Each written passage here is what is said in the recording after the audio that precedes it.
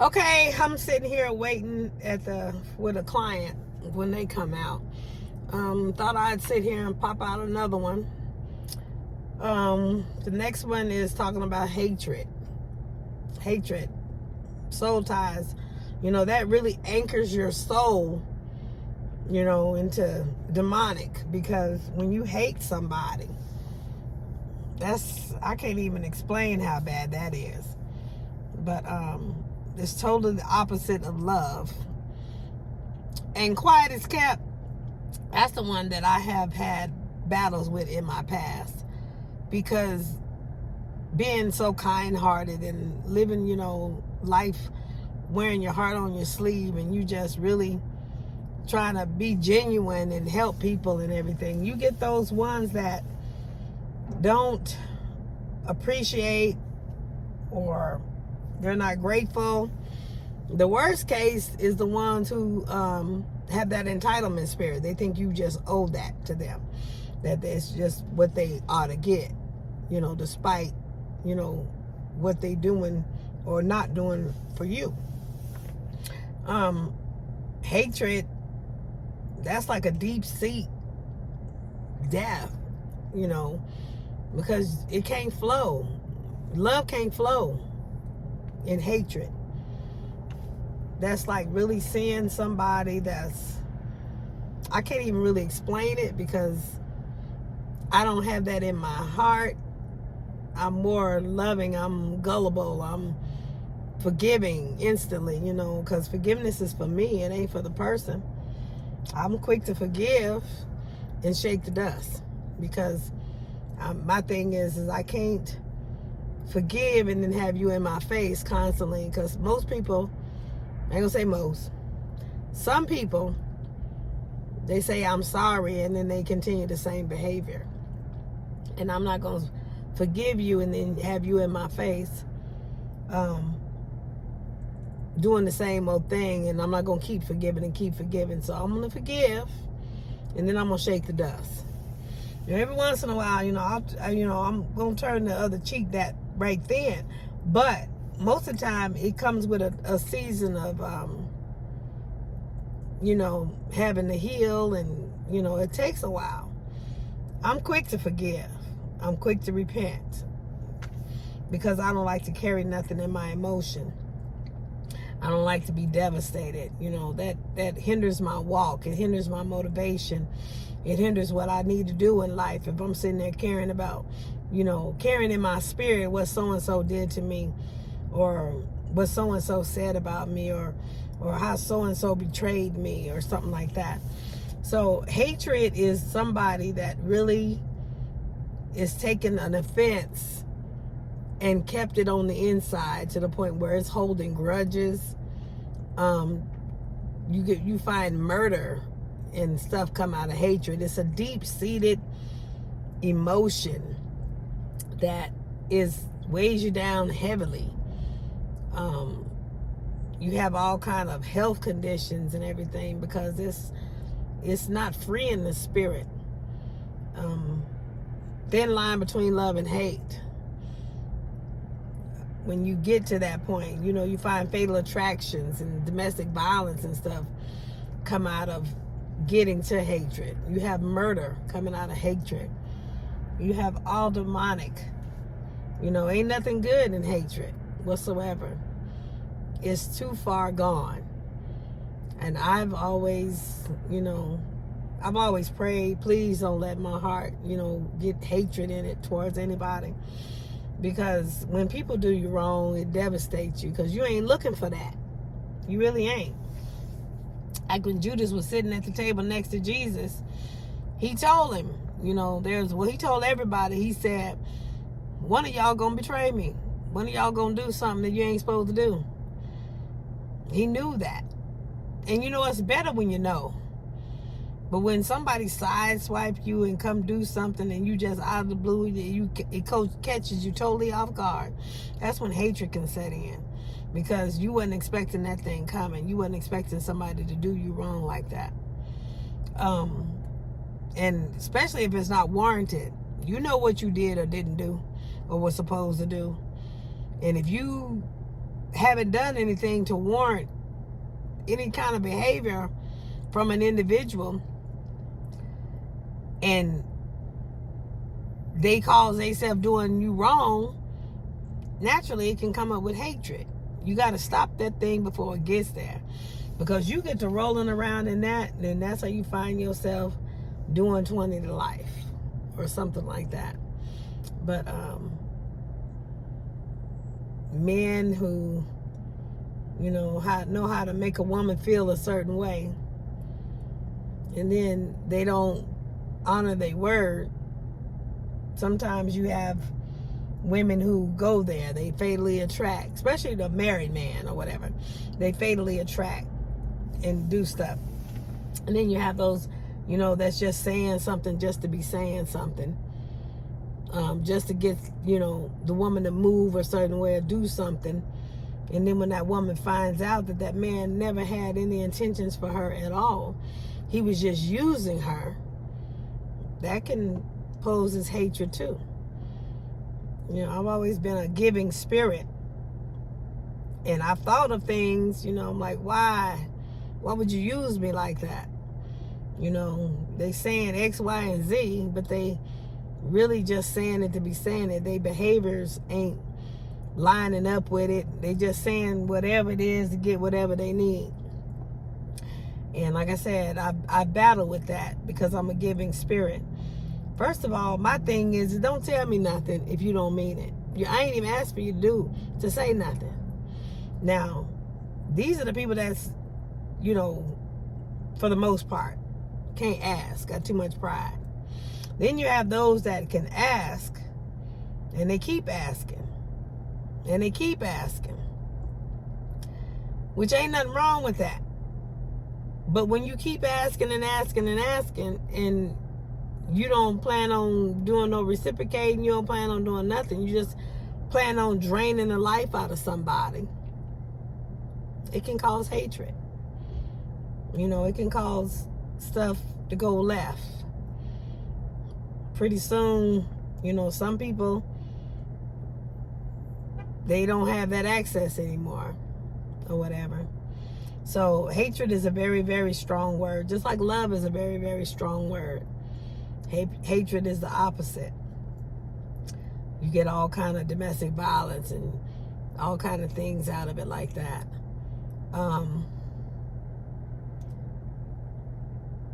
All I'm saying is, don't let nothing in your life go to the point where you carrying hatred around, because you think that it's doing something to that individual. And maybe even if you get physical with them and murder or whatever takes place, that's still haunting you. It's still holding your soul heavy. It's still binding you. Don't get into hatred. That really, like I said, anchors your soul. You got to really try to keep your heart light. Brush stuff off to the best you can. Tears are the cleansing of the soul. Sometimes some people just need to cry. Yeah, it's devastating. Yeah, it hurts. You didn't expect that person to do that, or act that way towards you, or mistreat you like that. Yeah, you thought, y'all had something, but you really didn't have anything. That individual was just using you to get what they needed to elevate themselves. You got to learn to see for what it is. Keep it light. Because if you just sit there and think about all the years that you spent and all the time that you feel like you wasted, all your life that you could have been doing something, you could have been loving yourself, or, you too busy loving on that person, and that person turn around and nothing came of it. You feel like you wasted your time, energy, and money. That will cause hatred. That will cause you to fall into a space that is not good for you or the individual. It's a bottomless pit is what it is. It's designed to take your soul all the way to hell. lake fire damnation, because there's no joy out of that. Nothing comes out of that that's good. When you keep loving on somebody and you realize that they're not loving back on you, technically that's in you, because it gives signs. I mean, if you constantly the one giving, constantly the one treating that person, and that person ain't doing nothing for themselves, they not doing nothing to better themselves. I mean, I can understand supporting somebody, to help get them on their feet and stuff. But once they get on their feet, they don't turn around and say thank you. They don't turn around. At some point, thank you ain't enough, But they don't show, something appropriate. I ain't saying they got to run off and marry nobody or nothing like that, but their behavior should match up to how the level of gratitude that they have. So if you're not receiving nothing or seeing anything like that from them, naturally you may be just giving to be given and you ain't paying attention.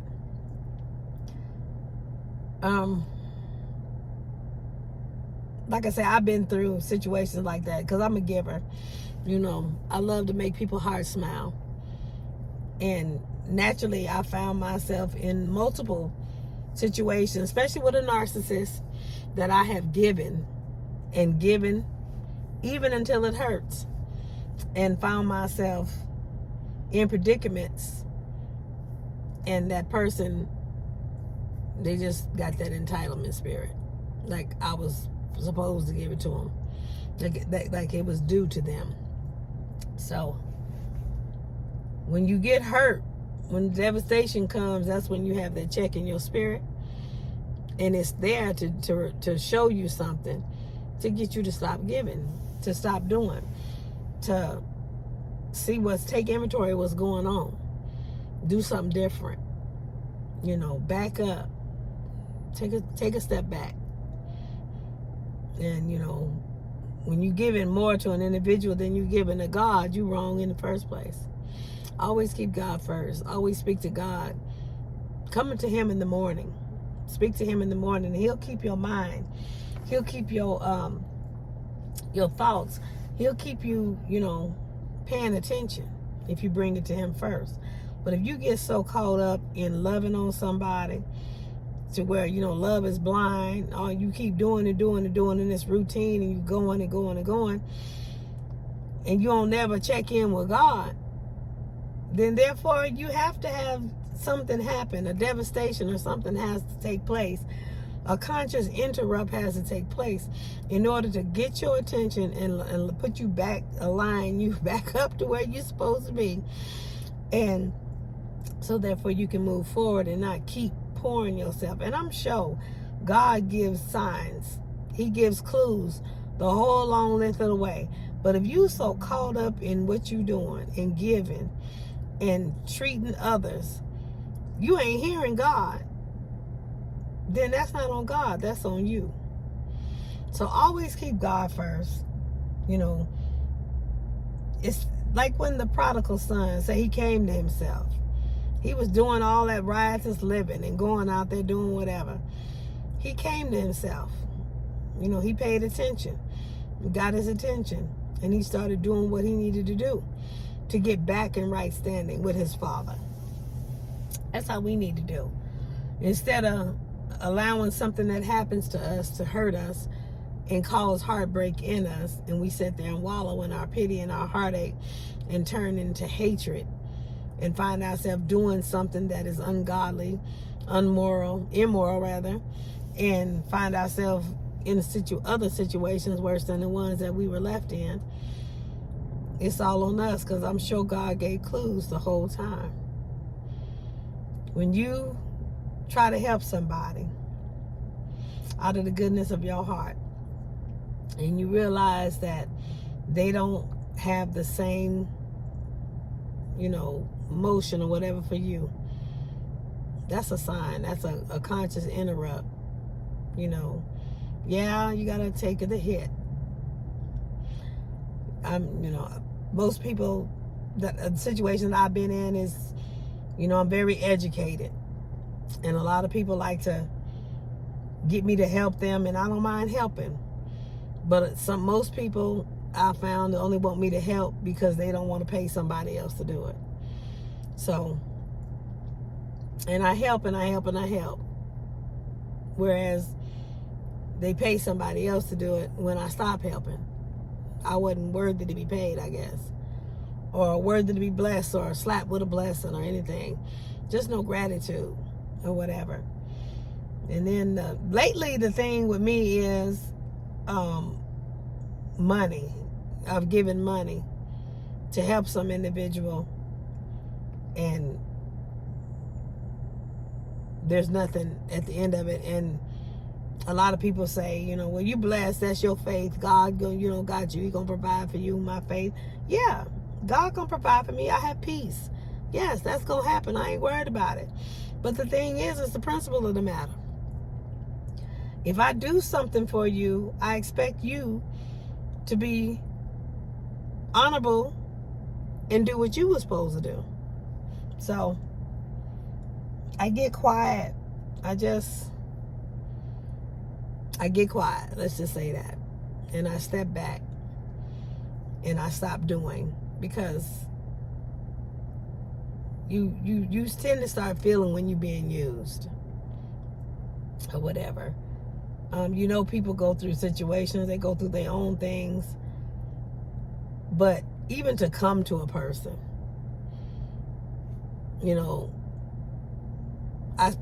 matter of fact, in that video, Epiphany, when I was sitting there and on the Facebook and that post came by, I said something about they get quiet when they betrayed you. I always do something and then a lot of people get quiet. And then that's when I get quiet. It's just, if I don't get quiet, I get hateful.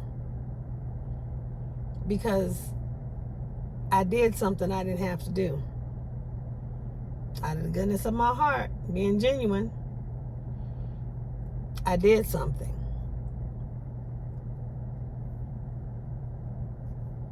And everybody get quiet. So quiet you can hear a cotton ball drop. So, like I said, that's the next one, is hatred. Please don't get hateful.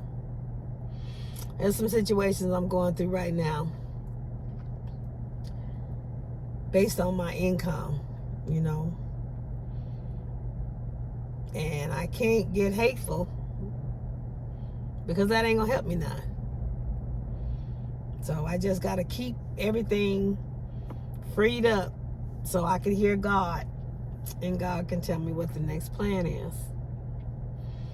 And you can't really get hateful, especially when it ain't that individual's fault. They ain't got nothing to do with it. It make you want to get hateful, make you want to stop messing with people, make you want to walk away from some things. But if that person or that individual ain't have nothing to do with it, why put more pressure on their plate by hating them and making their life more miserable when they didn't have nothing to do with it? Now, that ain't to say you're supposed to go and hate and make the life miserable of the one who did have something to do with it. It just means give it to God. Let him take care of it. That don't mean you go and start praying all kind of manner of evil against that person either. Because, some people got the gift of prophecy in their mouth. I'm one of them. But just take it to God. Just pour out to God. And let him make the decision of what he want to do. If they did you wrong, scripture says, touch not thine anointed, do that prophet no harm. The one that's anointed is anybody that's anointed by God. Me, a pastor, teacher, preacher, anybody. And if God see fit to have the ground up and up on them, that's on God. That ain't on you. Your heart and spirit is clear. So anyway, I'm going to bust off of here. I got to go run and This individual almost out. I gotta go take care of some more business. I'm in the middle of working today. I want y'all to have a blessed Friday, blessed weekend, and till the next time, stay blessed.